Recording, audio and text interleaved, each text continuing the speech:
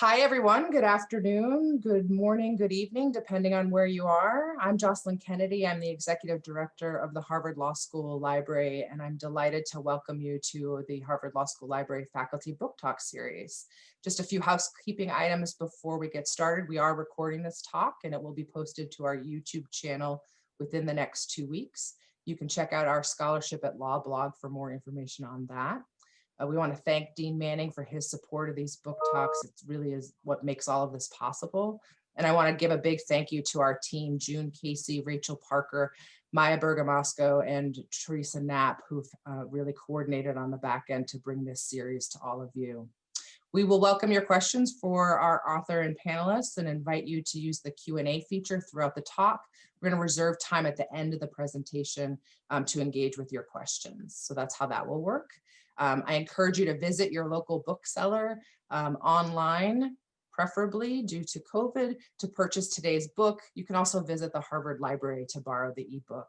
And I also want to express my gratitude to our co-sponsor, the Harvard Law School Human Rights Program. It's my pleasure to introduce our discussants for today's book, Human Rights in a Time of Populism, Challenges and Responses, edited by Gerald L. Newman, the J. Sinclair Armstrong Professor of International Foreign and Comparative Law and co-director of the HLS Human Rights Program. A former member of the UN Human Rights Committee, Professor Newman's current work focuses on human rights bodies, the transnational dimensions of constitutionalism, and the rights of foreign nationals. Joining Professor Newman today are Richard Javad Heydarian. He's a public educator, an academic scholar, columnist, and policy advisor. He's the author of several books, including The Rise of Duterte, A Populist Revolt Against Elite Democracy. He's a regular contributor to global publications such as The Economist, The Guardian, The Wall Street Journal, and The New York Times. He contributed the chapter entitled Penal Populism in Emerging Markets, Human Rights and Democracy in the Age of Strongmen, to Human Rights in a Time of Populism. Also joining us, Professor Ruth Akediji is the Jeremiah Smith Jr. Professor of Law here at Harvard Law School and co-director of the Berkman Klein Center.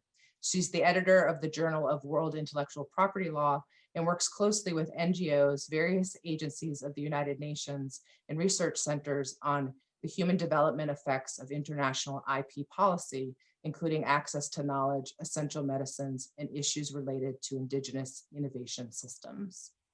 Cesar Rodriguez Garvito is the director of the Center for Human Rights and Global Justice at New York University School of Law and editor-in-chief of Open Global Rights. A human rights and environmental justice scholar and practitioner, he has taught at universities on 5 continents and served as a lead litigator in climate change, socioeconomic rights, and indigenous rights cases. And I'm going to kick it off to Cesar to start our conversation. Thank you all for joining us. Thank you, Jocelyn, and thanks to Jerry and the organizers for the invitation.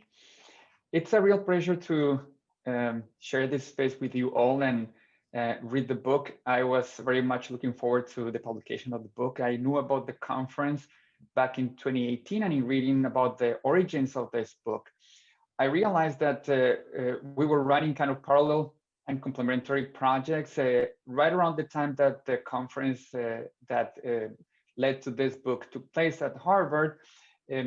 I had the opportunity to publish, co-edit a book with Krishna Gomez on the rise of authoritarian populism and its impact on human rights around the world. The book includes a number of contributions from human rights practitioners and scholars who were all busy trying to formulate, highlight, document responses to authoritarian populism back in 2018. So in reading the book, and I'll highlight in a moment the contributions that I see the book making to the literature and to the action on populism and human rights in a moment, but I wanted to characterize or to try to specify what I see has happened since 2018. The short answer is a lot has happened, but also a lot has stayed the same. So let me share with you this slide that I've used for talks on precisely this issue. I know that it's not a very pleasant image to see, but it's this cast of characters kind of synthesizes the problem that the book is trying to deal with. And one chapter by Hélène Albière drives home very powerfully, very clearly, the fact that, of course, these leaders and others who don't fit in this slide, I kept adding characters to this picture over the years and ran out of space, and hopefully, and Trump refuses to leave, so he's not freeing up any space there. So the idea here is that this ideology, I know that Jerry in his opening chapter adopts an ideational definition of populism as a moral statement about the division of the policy between good and bad people, between the real people and those who are not part of the real people. That's also what we do in the book with Chris Gomez. And what's interesting in this picture is that the politics of authoritarian populism has gotten entrenched to the point, and this is where things have changed to my mind. I'll stop sharing here. Things have changed in 2018 in that dichotomy, in that tension between the authoritarian strand of authoritarian populism and the populist, the kind of the participationist, the democratic inclusionist strand to that dyad. Well, authoritarianism has won over. And what we're seeing in the US, to my mind, and I think that is anyone observing what's going on in the US at this moment from afar, with the benefit of having seen similar processes in other places in the world, would see, well, this is a clear attempt to undermine the basic rules of the game of democracy. So. And so it's also the story with other regimes, definitely Hungary, Venezuela, now India, Turkey, and so on. So the first point that I want to highlight in terms of the contribution of the book and also the challenges that the new situation raises for dealing with populist authoritarian regimes is that many of them have predictably moved from trying to strike some sort of balance, genuine or cosmetic, between liberalism and democracy to directly undermining the basic conditions for the democratic rules of the game. And under any definition, even the most minimalist definition of democracy, say Adam Przeworski's classic definition of democracy as respecting the rules of the game, whereby majorities elect their leaders in fair and open elections. Well, those rules of the game have been contested here in the US, and definitely were contested, just to put a case that is usually seen as kind of the polar opposite of the US.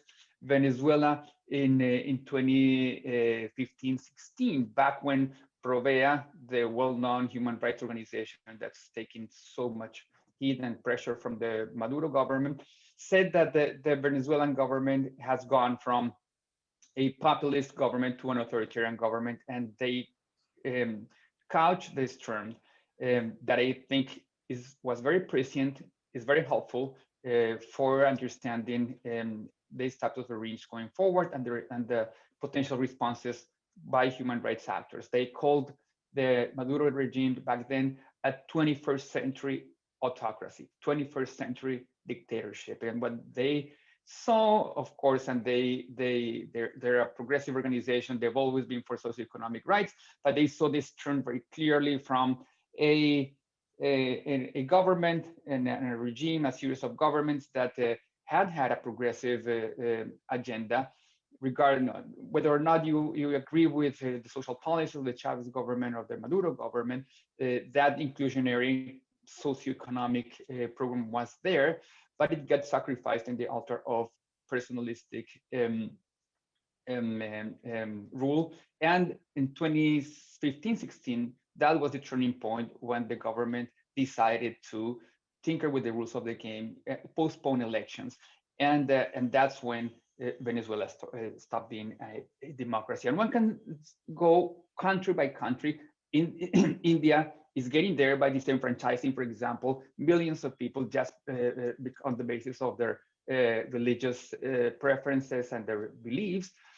And one thing that we should be anticipating and getting busy about is how to work from a human rights perspective on the defense of electoral rights, which is something that is not quite present in the book. In the chapter by Jeremy Waldron, he has a very nice defense of rule of law human rights, but he focuses mostly on procedural rights of the type of due process, rights against arbitrary criminal prosecution, and so on.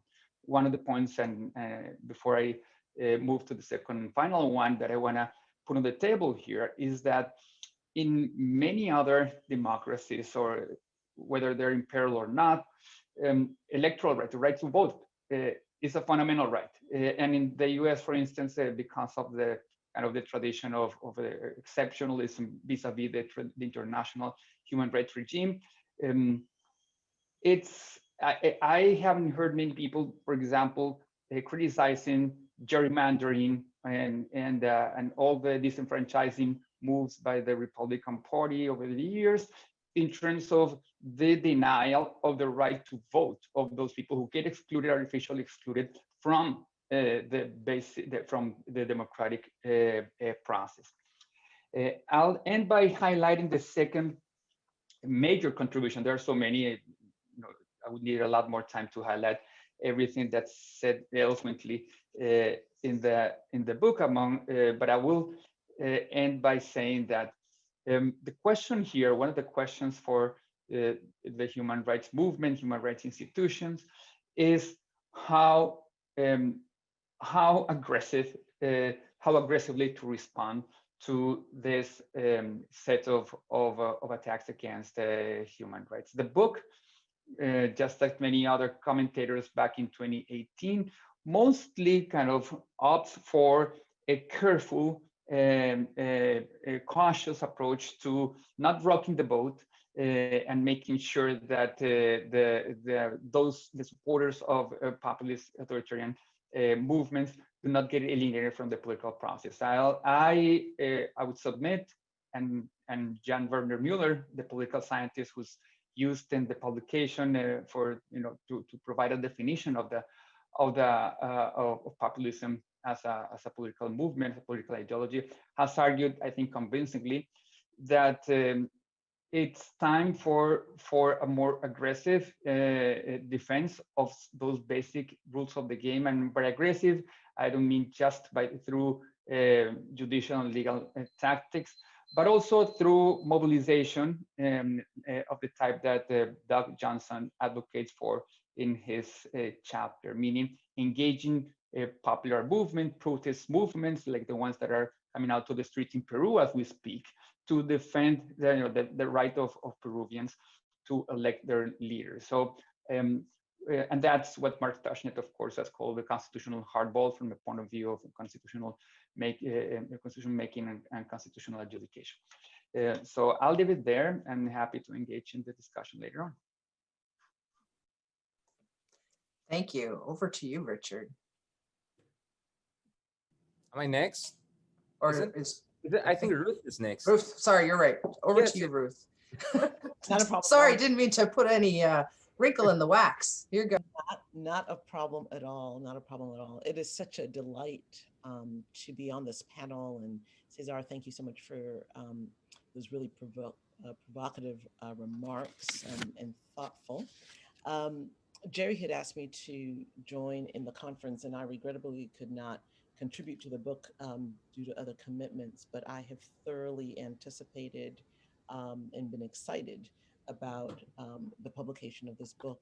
And I think if I were to drill down on my principal source of excitement, it's the pulse that the book really puts its finger on, and that is this ideational view of populism that I think is so important for thinking about the future and thinking about what lessons we might learn from the populism that came across the globe in waves. Africa is not focused as much in the book, but during the conference, I spoke on populism in Africa and its relationship with human rights. So my comments in my few minutes, I want to speak a little broadly and then kind of narrow down a bit. This ideational approach to populism, the idea that there are people who belong rightfully and those who ought to be excluded also rightfully, is fundamental to longstanding fault lines in the human rights edifice, both in human rights in their particularities and also in its enforcement and in its jurisprudence. Perhaps it might be better to think about these fault lines as fault lines at the intersection of liberalism and democracy. The very idea of democracy implicates, as we all know, the notions of statehood, notions of sovereignty, and notions of citizenship. And because we must contend with what it means to be a state and what it means to be a citizen within a state, democracy in and of itself does not help our human rights enterprise accomplish non-populist outcomes necessarily. And so for those who are observing us, as I mentioned, yes, we've just had an election in the United States. President Trump still garnered 70 million plus votes. That's not an insubstantial amount of votes. President-elect Biden garnered more votes, 75 million plus, but the closeness and the way in which almost half of those who voted expressed their citizenship is not something that can be discounted. There is something about what we describe as populism, particularly in its ideational front, that speaks to fundamental human insecurity. In other words, what I want to suggest, and what the book actually, I think, really some of the chapters point out, is that the challenges to mobilization around human rights are challenges not about human rights per se, but about the kind of human rights that have taken front and center stage in the jurisprudence of the international human rights system. It is true that world politics has been unsettled by this populist wave, but I suggest that the success of the populist wave is grounded in difficulties in translating our sense of liberalism and its limits into the core jurisprudence of human rights. Jerry, in his closing chapter, for example, talks about migrants as one of the focal points of populist policy and one of the focal points of discontent in the populace. How do we resolve the fundamental insecurity experienced by citizens and the challenge of human rights with respect to the treatment of migrants? The right to citizenship and the right to vote get us outcomes that promote and that result in populist governments taking office. That's a vindication in some ways of human rights.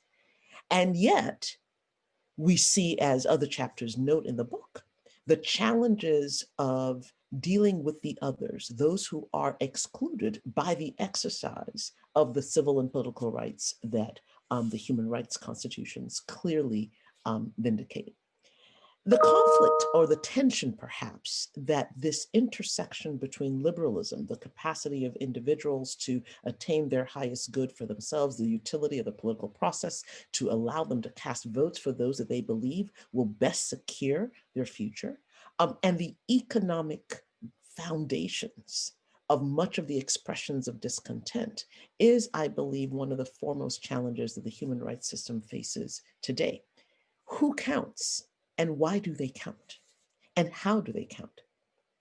In the book, Jerry is very concerned about the effect of human rights enforcement, both nationally and globally, and the effect of populist regimes on the international context for the enforcement and vindication of human rights. But he's also concerned about how the economic considerations that tend to fuel discontent mobilize the interest in and the support for populist governments.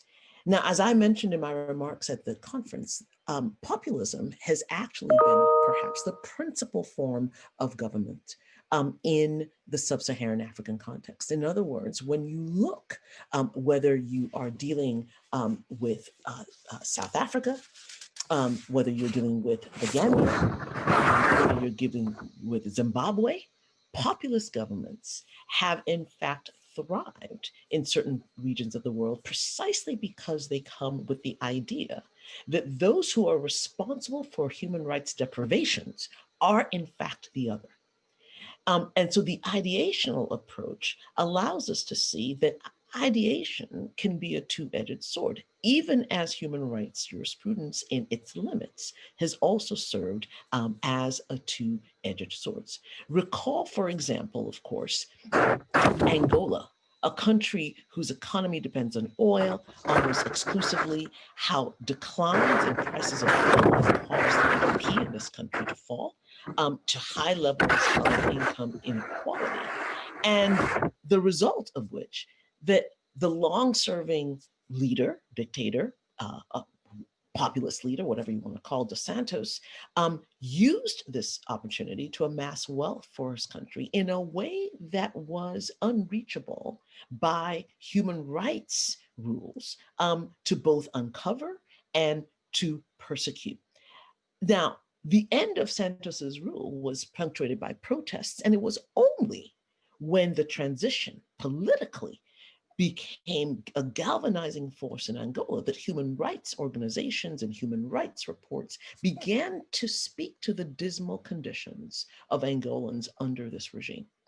In other words, the limits of our jurisprudence in human rights often feeds into the very conditions that facilitate the use of human rights to create exclusive regimes, regimes that are focused on one particular set of problems that are viewed to be core to disenfranchisement of those who are within the excluded.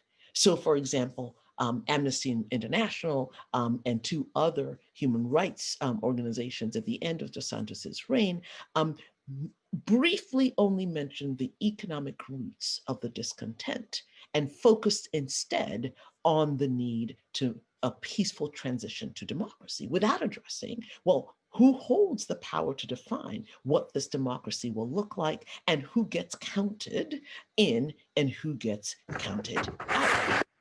Now, permit me to say that one of the things that, of course, is critical about this is, as I mentioned during the conference, that the human rights framework globally has not done as effective a job at addressing the under-enforcement and the under-theorizing of economic rights in the same way as it has been able to do with political and civil rights. And yet, increasingly, we are seeing across the globe, in the picture that Cesar just showed us, that virtually every populist regime comes into power on the wake of significant economic discontent. And yet, the human rights edifice has failed time and time again to effectively put economic rights at the core of the human rights discourse. Larry Helfer in the book looks to what are some tools that might be used to address both human rights advocacy and mobilization in the context of populist structure, but also what are some lessons that might be learned about advocating for human rights in a time of great threat to the human rights system. Three things that I think the book does, and then I will keep quiet and open up for Q&As. One is to show that there is no deep-rooted democracy that is not vulnerable to populist uprising. It's not how strong the democracy is, it's how deep the discontent is. The second thing that I think the book does so wonderfully is to show that the informal routes of human rights mobilization, human rights enforcement, human rights institutions is a great gain in populist times. Why? Because the perhaps formality of other institutions creates a barrier for accessing and speaking and perhaps even disseminating data about the rise of human rights violations and the weaknesses of formal regimes to address those in the wake of a populist uprising.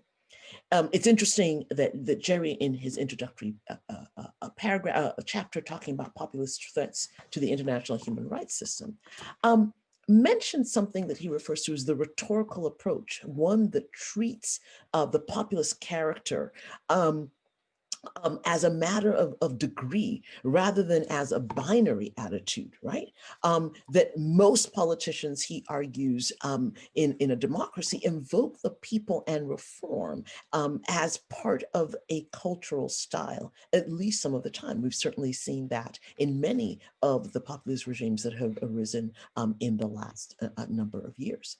But the power of that rhetoric to reflect the discontent is perhaps the single most important thing that galvanizes and legitimizes the sense that the vindication of populist policies is itself a vindication of human rights, and how the human rights regime gets to disentangle itself from legitimizing regimes that in fact undermine the fabric of the human rights system is a fundamental challenge that I would say that we see, some of which we see Larry Helfer's chapter addressing in the book.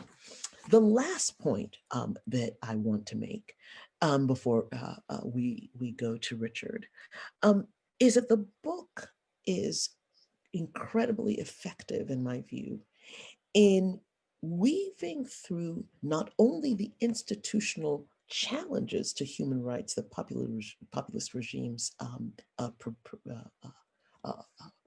put in place, but also in questioning the ways in which resilience can be built into the system. In other words, we don't have to dial back on political and civil rights in order to address the causes of discontent that are borderline, in many cases, certainly in sub-Saharan Africa, borderline violations of economic rights also enshrined in the Universal Declaration and in other international human rights instruments. In other words, populist regimes, as the wealth of chapters in the book suggest, offers both opportunities for introspection as a field and opportunities for remobilization around the core tenets that perhaps are relevant to addressing populist surges, because this won't be the first, it will certainly not be the last, but it is an opportunity for the human rights system to think about ways of embedding resilience, as well as advancing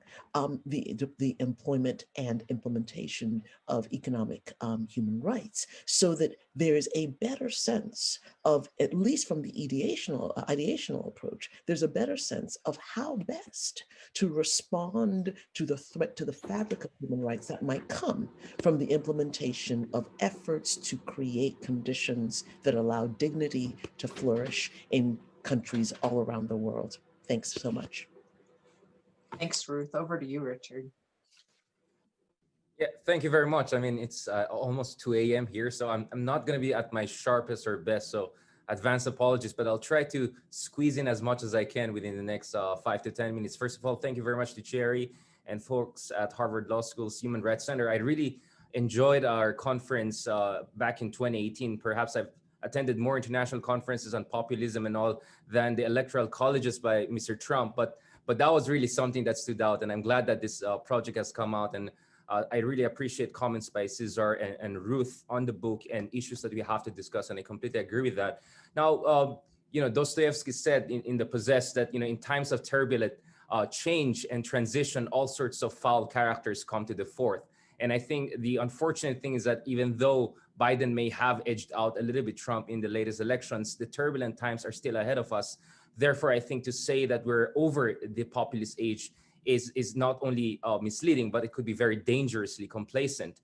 There are 5 things I want to talk about very quickly. The first thing, and I try to discuss that also in the opening paragraphs of my chapter in the book, is authoritarian patronage and sharp power. So last year I spent a lot of time in Taipei as a visiting scholar, and in the United States, there's a lot of discussion about Russian disinformation campaign. This is also a very strong element in European elections and politics. But one of the things that we're seeing in Asia and in Southeast Asia is more and more sharp power operations by China, whether in Chinese majority places like Taiwan or Singapore, but my fear is that increasingly also in other places like the Philippines. For instance, Facebook the other month cracked down on more than 100 different accounts that were generating pro-Duterte, pro-populist, and pro-Chinese position all the way from Fujian in China. And the Philippines is also heading towards its own election season. And my fear is that what happened in places like Taiwan back in 2018, where their parliamentary elections was very much victimized by Chinese sharp power operation and disinformation campaign, could also happen to us, especially in more fragile democracies in Southeast Asia, whereby we may not have the kind of strategic learning that the Taiwanese government had, which enabled them in 2020 elections to do a better job in protecting the integrity of their elections from sharp power operations. And we know that historically, democratic patronage by United States and the European Union was very important in the third wave democratization in Asia, in Southern Europe, in Latin America, among others. And the problem right now is that even though we may have a more democratic or liberal-leaning president in the United States, our sense is this is going to be a crisis president, a public health crisis, an economic crisis, and the post-election mayhem in the US perhaps will stay with us for some time. So honestly, as much as many people were, heaving a sigh of relief after the US elections, many are wondering whether Biden can really carry the torch of liberalism and encourage counter-populist wave across the world, including places like the Philippines, whereby I think President Duterte was not very happy with the result of the elections. The second thing that I talked about in my chapter, and I've been emphasizing over the past few years, is that we need to talk about varieties of populism. And one way to look at it is in a much more binary West versus East. Again, it's very simplistic in many ways, and there are degrees of populism, as Jerry and other experts have talked about. But I think one thing that I have focused on is what I call emerging market populism. Democracy, populism in emerging market democracies. So these are countries with at least a half a generation or generation of fair and competitive elections, and at the same time, countries that have been growing above average over the past 10 to 15 years. So countries like India, countries like Indonesia, countries like Philippines, and to a certain degree, Brazil also come to mind, not to mention Turkey, although these countries have suffered some economic backsliding over the past 5 to 6 years or so. But nonetheless, we're talking about among the most promising economies on earth, and supposedly fledgling democracies that are now in grip of populism. And what's interesting is that while in the West or established democracies, populism has been driven by anti-immigration sentiment, or in Rust Belts of the US or in rural fronts by dissatisfaction with globalization, the ironic thing is that we see the rise of populism in places like the Philippines and India and Indonesia, whereby actually these are countries who have been winners of globalization over the past decade or so. These are countries where there's no anti-immigration sentiment anywhere close to what we see in the West. If anything, these are countries who have been welcoming to immigrants, whether it's Rohingyans from Myanmar or whether it has been the Syrians and others in cases like Turkey. So the dynamic has been very different, whereby the root and the depth of discontent, as Ruth was mentioning a while ago, actually comes with respect to bureaucratic efficiency concerns, with respect to public services, with respect to unequal distribution of newly created growth. So we see quite a different dynamic. And in terms of constituency, it's also very interesting to see that while the blue collar or the less fortunate economic classes have been driving right-wing authoritarian populism in the West, in the case of Philippines or Indonesia or India or even Turkey earlier, and to a certain degree, I would say even in Bolsonaro's case, we see it's actually the middle class or the aspirational middle class who has been the core constituencies of these populists that we have been talking about. And I think that's what also makes it quite different in terms of the dynamics that we see here. The third element that I want to focus hard on here is this. Back in the 1980s and 90s, there was a discussion about Asian values. So you had relatively articulate statesmen like Lee Kuan Yew of Singapore and Mahathir, leaders who were overseeing massive economic growth, coming out and saying, we're Asian countries, community values is much more important than individual rights. And in our case, whether it's Confucian or other kind of philosophies that we're trying to attribute their argument to, their argument is that there's no distinction between the state and the civil society, that the idea that there's an independent and autonomous civil society that should check the excesses of the state, that's an alien idea from the West. In our societies, the two are one. We are a communitarian, integrated nation-state system. Of course, that argument was doing well until the Asian financial crisis happened. And then suddenly Lee Kuan Yew and the Mahathir were not in a very good position. And then, of course, Mahathir had to step down in early 2000s. And the same thing with Lee Kuan Yew, kind of semi-demoting to a mentor minister. What we see in the past 5 to 10 years is a much more troubling version of this. I call it Asian Values 2.0, whereby you have people like Rodrigo Duterte, but also other prominent leaders in the region. I mean, they're literally just two democracies in Southeast Asia, Philippines and Indonesia, and together they're half of the region in terms of population. We see both leaders, Jokowi and Duterte, emphasizing rather than law and order, order and law. The emphasis is personal security.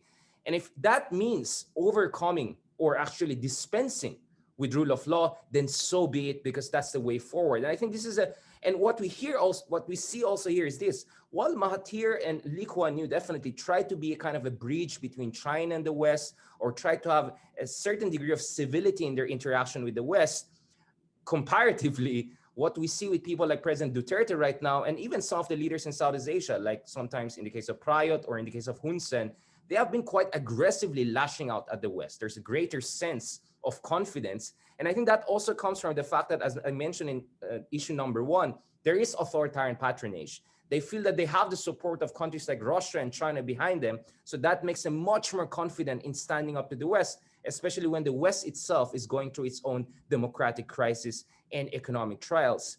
The fourth factor, and I think that's very important in the context of COVID-19, is this. Earlier this year, we were discussing, will populism be hurt by the COVID-19 or not? Because, most of these populists are masters of performative governance, right? They're very good in symbolizing efficiency. But this is no joke. As we saw in the case of the United States, populism was, the naked emperor was exposed, right? So many were saying that, well, now it seems these strong men and effective leaders are not seeming very strong anymore. But at the same time, I think a lot of us underestimated, populist learning and authoritarian innovation, whereby we see, as the character in Game of Thrones said, chaos is a ladder. We see these populist leaders using fear and anxiety and uncertainty to actually consolidate power, to suppress the opposition. In the case of the Philippines, suddenly you had the shutdown of the biggest liberal media network. You had the very questionable conviction of one of the most famous liberal journalists in the Philippines, Maria Ressa. All of that happened in the shadow of emergency powers while COVID-19 was coming to being. So that's the worry that this kind of a Carl Schmittian state of exception has been used to hammer down the opposition, and not to mention cash handouts. Fiscal measures used by populists is also now used to build their own new networks of patronage. Instead of actually hurting them, now people are becoming even more dependent on state resources to survive very difficult economic circumstances. If you look at the IMF projection, the countries who are worst hit by the economically by the crisis are Philippines, India, and a little bit down the rankings, Indonesia. So I think that actually gives more strength in terms of fiscal leveraging on the part of populists to consolidate power. And lastly, I can see our good moderator is already looking at me, is, it's what's the future of democracy, especially in emerging market democracies. You see, what we're looking at here is really varieties of democracy, right? I think Duterte's or Modi's or Bolsonaro's are what I call consummate populists. They use populism as style. They use populism in terms of political mobilization, but they also use populism once they're in power. They really do crazy things that they promise to do, whether it's, the wall, strict immigration policies by Trump, or the drug war, scorched earth drug war of President Duterte. But what we're seeing right now in the kind of short attention span, digital populist environment that we have is this, that the competitive candidates for the future of power in places like the Philippines, among others, are leaders who are not fully populist, but use certain elements, style of populism to project themselves. In a way, what we're seeing is that populism or populist style is almost the only game in town. And that has made it very difficult for classical, liberal, democratic, civil society mobilization to make much of a dent the way we were able to do in the early days of third wave democratization and the people power revolution we had in 1980s. So I think as much as the populists have been engaging in their own learning and innovation, it's very important for supporters of democracy and civil liberties to also engage in their own kind of innovation. And if that means a certain degree of populist style in terms of messaging, not necessarily in terms of policy and mobilization, then maybe that could be one of the temptations that we're seeing forward. And last, I just forgot to say this, that one thing that really worries me is when if you look at surveys like the Pew survey in 2007 and 18, in fact, from 2014 onwards, shows that 6, 7, or 8 out of 10 individuals in places like India, Indonesia, and Philippines have said that we are willing to have an authoritarian leader who doesn't bother with checks and balances as long as that person provides basic public services. And we see that disaffection with human rights, with due process, is also because of not only weak state public services, but the weakness of the penal system, but the brokenness of the judicial system. And that's why the way forward, the best way to sell human rights is to show that due process can work. And that's where classic capacity building and investment in judicial reform and state institution is also extremely important. Thank you very much. Thank you. Jerry. Oh, Jerry, I need you to unmute. Thank you. Thank you to the audience, and thank you to the panelists.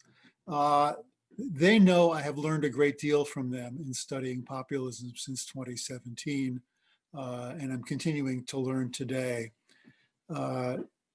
Richard, who just spoke, wrote a chapter in the book, which I think is very important in emphasizing, as he did today, the diversity of causes of populism in different countries, and the absence of a uniform understanding of where populism comes from and how it might need to be dealt with. As Cesar said at the beginning, the understanding of populism that I have found most useful and persuasive for understanding what we're living through in the current time is what political scientists call the ideational approach. Populists who claim to speak for the will of the real people, vilifying elites and marginal groups that the elites protect, and seeking to govern without constraint. But I really do want to emphasize this seeking to govern without constraint, because that's the factor which distinguishes those who use populism as a rhetorical style some of the time, as virtually every democratic politician at some point does, and those who really pose a systematic threat to human rights. Once in power, ideational populists of both the left wing and the right wing endanger the human rights of their own citizens and the human rights of their own supporters, and threaten the international system for the protection of human rights everywhere. They often ally themselves with fully authoritarian states, which I must admit pose even greater threats to human rights than populists do. It's the troubling rise of populists in states that used to be democratic supporters of the human rights system, which grabbed my attention. Now, international human rights bodies and international human rights NGOs cannot solve the problem of populism, but they can aid local actors in resisting and in overcoming its appeal. The focus of the international system needs to include the characteristic violations that populists commit, including manipulation of electoral systems, undermining of checks and balances, and attacks on civil society. I don't think that the book is inconsistent with the idea that there needs to be an aggressive defense of populism, but rather that the aggressive defense can't be conducted by the international human rights system. The international system needs to support local actors who have the legitimacy to engage in the aggressive defense. The conflict of ideas must ultimately be won by local actors at the national level. They have local discourses that they can employ to sway local public opinion instead of or alongside the more generalized and neutral international human rights discourse. These general lessons can hopefully be applied once President Biden is inaugurated in the United States, although it will be in the midst of a pandemic and apparently in a divided society with a divided government. Populism has lost one election, but it's not going away in the United States. The new administration will have a lot of work to do to restore democratic pluralism and common purpose at home. And the public health and economic crises here will demand attention to economic and social rights in the United States as it does elsewhere. Returning to the rule of law and fortifying democracy in the United States will be best accomplished by reemphasizing the country's own democratic and egalitarian values and by vindicating truthfulness after 4 years of Trumpian fraud. The United States needs both candor going forward in government and, I believe, full disclosure of the actions of the prior regime and the consequences of those actions. Recovery from populist governance in the United States and other countries is likely not to be quick or easy. Attention to the comparative course of populism and the international context should be useful to those efforts, and I hope that this book helps in that. Thank you. I look forward to your questions. Thank you, Professor Newman. So like Professor Newman just said to the attendees today, we do encourage you to use the Q&A function to ask questions to our panelists. In the meantime, we do have a comment from the audience. The comment is, I think it would be helpful to sharpen the distinction between earlier quote unquote strongmen like Ferdinand Marcos and present day quote unquote strongmen like Rodrigo Duterte, to cite this one example. Panelists, any thoughts on this?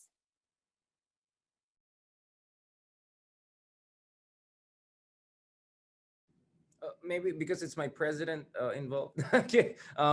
Maybe I can just pitch in very quickly on this, and I'm sure Cesar, Ruth, and Jerry can say something about it. Actually, I've been pondering this distinction for quite some time. I mean, at some point I said whether Duterte is a kind of a postmodern version of Marcos, in a sense that this is more about symbolism and the simulacra and performativeness that I think was not as much there with Marcos. Perhaps there was much with Imelda, the wife, but not as much with Ferdinand Marcos himself. Now, there's a shallow similarity between the two.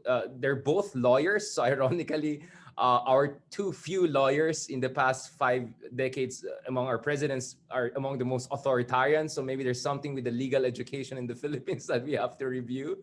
But no offense meant to our legal experts and friends here. No, I think one of the things that I look at is what do these leaders do with the Constitution, right? I think the more journalistic way of looking at it is like Farid Zakaria's notion of illiberal democracy, right? I mean, in the case of Marcos, he totally changed the Constitution. He engaged in what political scientists call autogalpe, right? So he self-could, changed the Constitution, and then effectively he neutered democratic elections by putting most of the opposition in jail. Duterte did not exactly do that. He has neither changed the Constitution. Most of the opposition are still out or free, although they're facing harassment. You can criticize him without fearing that you may end up dead right away the next day, the way that it was during the Marcos day. So there's some important distinction there whereby Duterte has not even bothered to change the Constitution. He has just worked around it by using this kind of penal populism to say we're in a state of emergency, forget about the Constitution, it's just a piece of paper, even though he himself is a trained lawyer and had to pass the bar. So I think that's where he's more menacing and at the same time, less menacing. It's less menacing in the sense that it's possible that Duterte will not artificially extend his stay in power beyond 2022, but most likely he'll try to put an anointed successor, whether he's consigliere, Rasputin kind of advisor, or whether his daughter, Sara Duterte. But unlike Marcos, I don't think we're going to look at the 10, 20, 30 years of Duterte presidency as in the past. The second, I think, important element also here is civil-military relations. Again, here, I think the case of Duterte is a little bit less menacing than that of Marcos, because in the case of Marcos, he spent, prior to becoming dictator and declaring martial law, he spent 3 to 4 years consistently courting the military by quadrupling their budget, by putting in his own cousins and friends, including a former president, Fidel Ramos, who I talked to about this issue. So he really packed the top leadership of the military, and essentially, political scientists have a term for this. He created subjective control over the armed forces. And once he achieved that, he could essentially use the armed forces as a hammer and get his way through. My assessment, based on surveys, qualitative, quantitative study of the armed forces of the Philippines, is that they have not been totally co-opted by Duterte. That Duterte has faced tremendous amount of resistance, precisely because the military did not want to repeat the mistake of the past. There has been a lot of efforts done to professionalize the military. This is a military that is close to the United States and the international community, in a sense that they want to get aid. So if ever, they engage in the drug war or massive human rights violation, their own institutional interest and their own self-identity could come under questions. Unfortunately, though, in the case of the Philippine National Police and the law enforcers in the Philippines, they have been much more co-opted by President Duterte, and they have been more or less the hounds that have been unleashed to the killing fields. I'll just add very quickly that the chronology varies from region to region, and the book in the introductory chapter, Jerry talks about the duration, the potential duration of this populist wave, right? Hoping that it would be the time of populism, but not the age of populism. And I do hope that that's the case.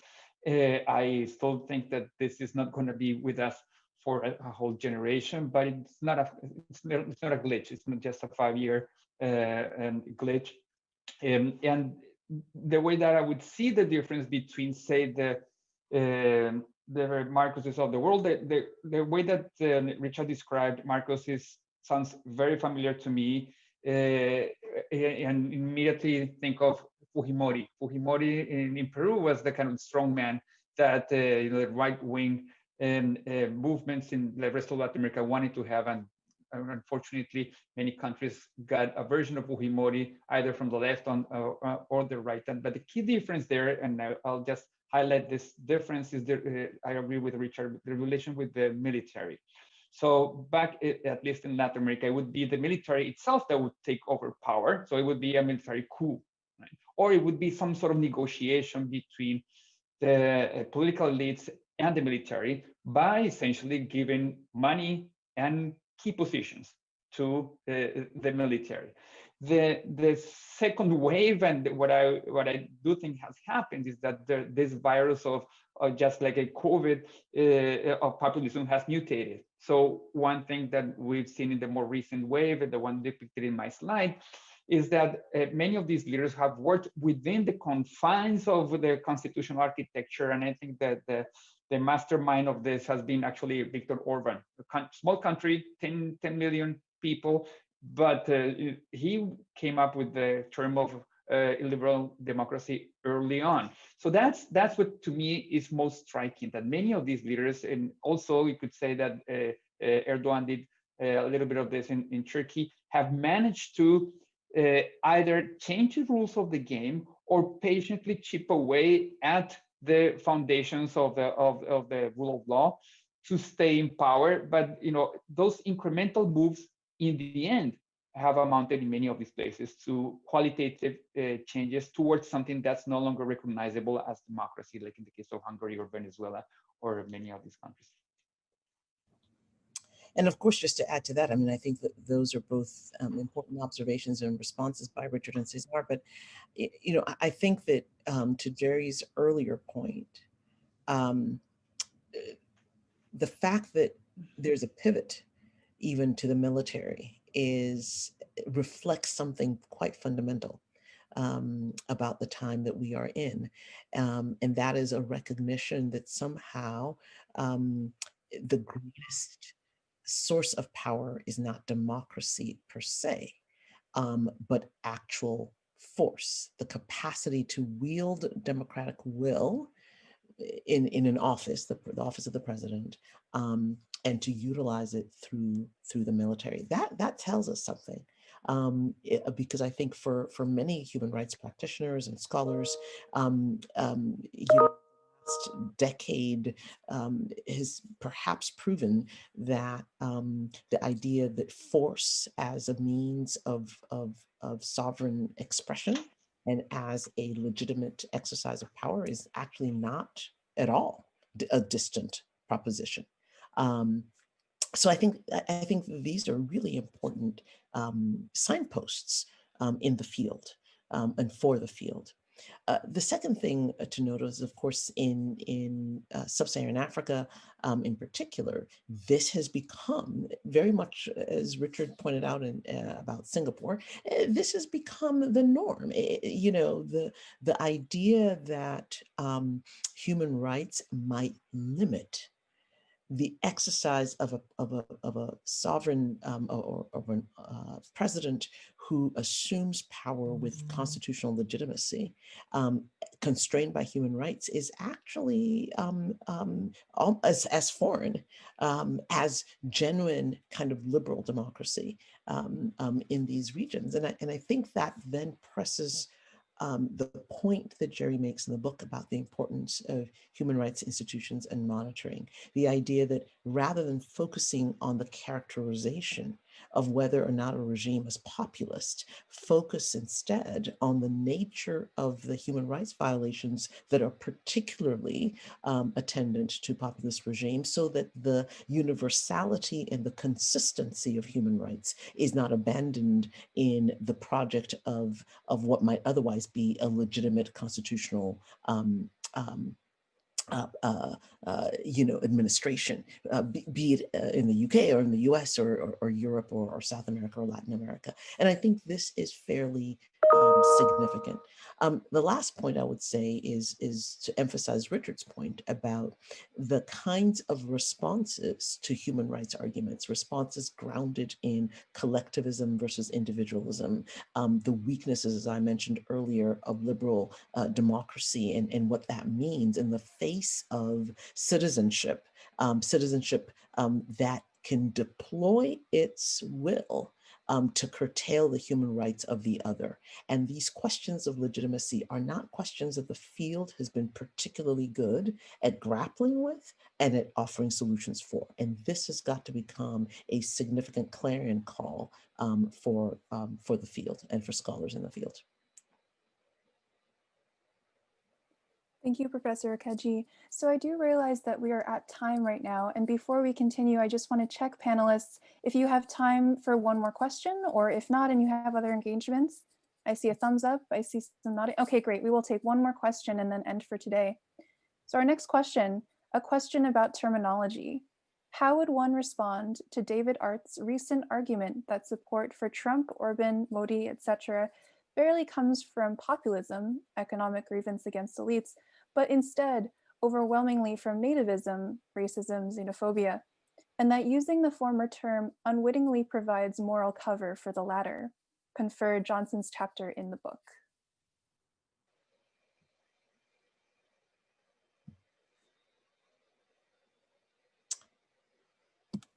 Well, I'll say first, I'm sorry. I'll say first that exclusionary populism, which is one of the terminologies that I use, as opposed to democratic populism, which is what Douglas Johnson argues for in the book, may not have the emotive force of calling something straightly racist or nativist, but it's the same concept. The exclusion of part of the people from being the real people, the declaration of part of the citizenry as illegitimate participants in the process, undeserving of the concern of the government.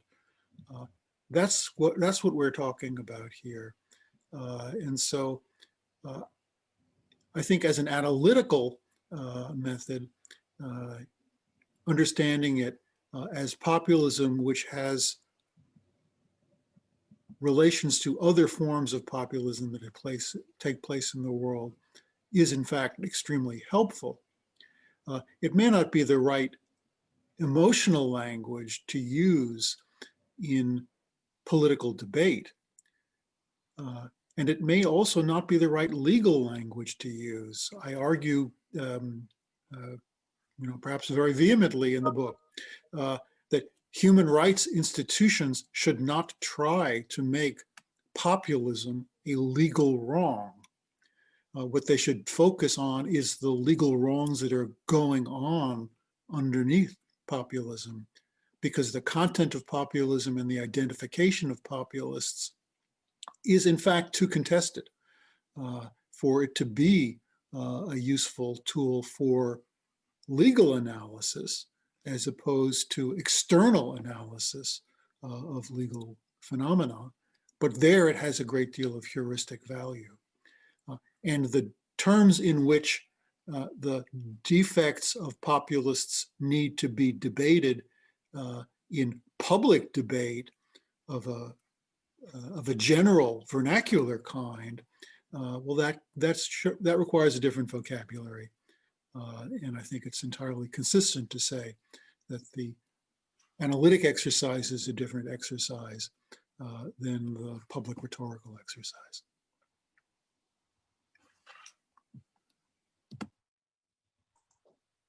That might be a great place for us to stop. Thank you all so much for being with us today. So interesting. I've learned a lot from all of you. So thank you for sharing your insight into this important topic of populism and human rights. So thank you very much. I hope everyone has a wonderful afternoon.